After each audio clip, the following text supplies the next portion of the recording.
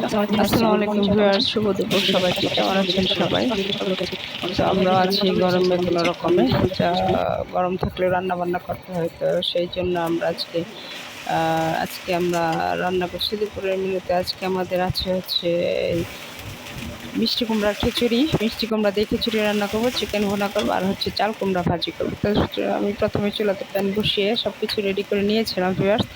তো তেল দিয়ে, তেলের মধ্যে আমি হচ্ছে দারচিনি, এলাচি, লবঙ্গ আর হচ্ছে তেজপাতা দিয়ে দিলাম পরিমাণ মতো, দিয়ে নেড়ে চেড়ে দেন আমি রসুন বাটা, আদা বাটা দিয়ে একটু কষিয়ে নিয়ে দেন আমি হচ্ছে অন্যান্য মশলাগুলো দিয়ে দিলাম, যেমন মরিচের গুঁড়া, হলুদের গুঁড়া, ধনের গুঁড়া, জিরার গুঁড়া এবং হচ্ছে পরিমাণ মতো লবণ দিয়ে কষিয়ে নিয়ে তারপরে অল্প পরিমাণ একটু পানি দিয়ে এখন ঢেকে 2-3 মিনিট কষিয়ে নেব। তো 2-3 মিনিট পরে যে দেখুন আমার মশলা কষিয়ে এসছে, এখন আমি এগুলোতে ধুয়ে রাখা চিকেনগুলো দিয়ে দিলাম। তো দিয়ে সেই সাথে কয়েকটা আলুও দিয়ে দিলাম। আজকে চিকেনে পানি ছাড়াই ভুনা করবো। চিকেনের অল্প পরিমাণে একটু পানি দিব, মানে যে বেশি ঝোল দেবো না, চিকেনের পানি দিয়ে চিকেনটা ভুনা হবে। তো আমি নেড়ে চেড়ে যে কষিয়ে নিলাম, কষিয়ে নেওয়ার পর আবারও ঢেকে দিয়েছিলাম। ঢেকে দিয়ে যে একটু হয়ে আসলে দেন আমি ঢাকনাটা সরিয়ে নিয়ে করে দিয়েছিলাম, নেড়ে চেড়ে দিয়েছিলাম, আর নেড়ে চেড়ে আবারও একটু কষাতে দিলাম ঢেকে দিয়ে। তা হালকা আঁচে রান্না করছি আজকে ভিউয়ার্স, যেহেতু পানি দিব না, পুড়ে যাওয়ার সম্ভাবনা থাকবে, তাই হচ্ছে আমি হালকা আঁচে দিয়েছি। দিয়ে অল্প আঁচে রান্না করছি। আর হচ্ছে এদিকে আমি চুলাতে প্যান বসিয়ে আমি হচ্ছে মিষ্টি কুমড়ার খিচুড়িটা বসিয়ে দিচ্ছি।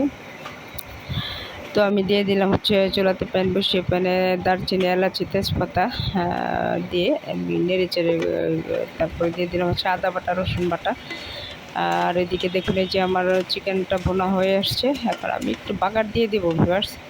তো চিকেনটা বাগার দিলে ভালো লাগে আমার কাছে। তো এদিকে আদা বাটা, রসুন বাটাটা হয়ে আসছে, দেন আমি এতে চিনি গুঁড়া চাল দিয়ে দিলাম, আর হচ্ছে অল্প পরিমাণ একটু মুসুরির ডালও দিয়ে দিলাম। যেহেতু এটা খিচুড়ি ভিউয়ার্স, তাই খিচুড়ির সাথে একটু ডাল না দিলে তো আর সেটা খিচুড়ি হবে না। তো সেই জন্য দিয়ে দিলাম ডাল, এবং ডাল আর চালটা হয়ে আসলে ভাজা ভাজা, তাই অল্প একটু ভাজা ভাজা হয়ে আসলে আমি দিয়ে দিলাম হচ্ছে মিষ্টি কুমড়া, কেটে ধুয়ে রাখা মিষ্টি কুমড়াগুলো দিয়ে দিলাম।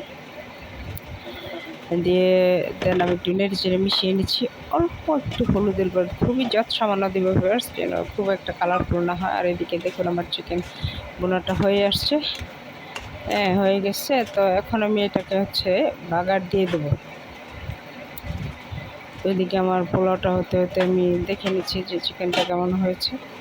তো আমি অল্প পরিমাণে হচ্ছে একটু পানি দিয়ে দিয়েছিলাম। তো এদিকে দেখুন এই যে ভাজা ভাজা হয়ে যাচ্ছে খিচুড়িটা, নেড়ে চেড়ে ভাজা ভাজা করছি। তো ভাজা ভাজা আসলে, আর এদিকে হচ্ছে আমি চুলাতে প্যান বসিয়ে এখন চিকেন ভুনাটা বাগার দিব। তো দিয়ে দিলাম তেল দিয়ে, পেঁয়াজ কুচি দিয়ে দিলাম, পেঁয়াজ কুচি দিয়ে এই যে আমি মাংসটা বা চিকেনটা বাগার দিয়ে দিলাম। তো এই যে দেখুন হয়ে গেছে। তো এখন আমি একটু 5 মিনিটের মতো দমে রাখবো, একদম মিডিয়াম লো হিটে দিয়ে দমে রেখে তাহলে আমি হচ্ছে নামিয়ে নিব।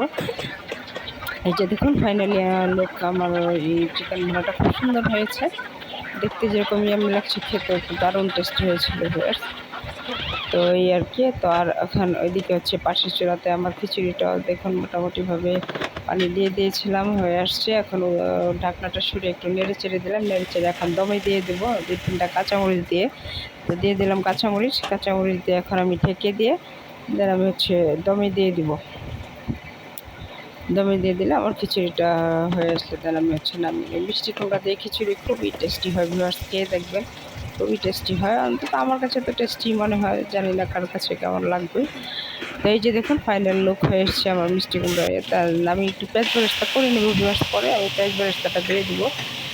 তো আর এদিকে আমি হচ্ছে পাশের চুলাতে, যেহেতু আমাদের চাল কুমড়া ভাজি হবে, চাল কুমড়া ভাজিটা বসিয়ে দিয়েছি। চুলাতে প্যান বসিয়ে তেল দিয়ে পেঁয়াজ কুচি দিয়ে আর কাঁচামরিচ দিয়ে দেন আমি হচ্ছে কাঁচামরিচ পেঁয়াজটা হয়ে আসলে একটু 5 ফোড়ন দিয়ে দেন চাল কুমড়াটা ঢেলে দিলাম, আর অল্প পরিমাণে একটু হলুদের গুঁড়া দিয়ে দিলাম। আমি ভাজি আর সবজিতে সাধারণত হলুদটাই ব্যবহার করি, অন্যান্য মশলা ব্যবহার করি না। তো যে ঢেকে দিয়েছিলাম, ঢেকে দেওয়ার পরে যে সেদ্ধ হয়ে এসছে, এখন আমি এটা নেড়ে চেড়ে নামিয়ে নিব, দেন হয়ে যাবে আমার চাল কুমড়ার ভাজি। তো আজকের রান্না এই পর্যন্ত। ভিডিওটি ভালো লাগলে লাইক কমেন্ট শেয়ার করে পাশেই থাকবেন। সবাইকে অসংখ্য ধন্যবাদ।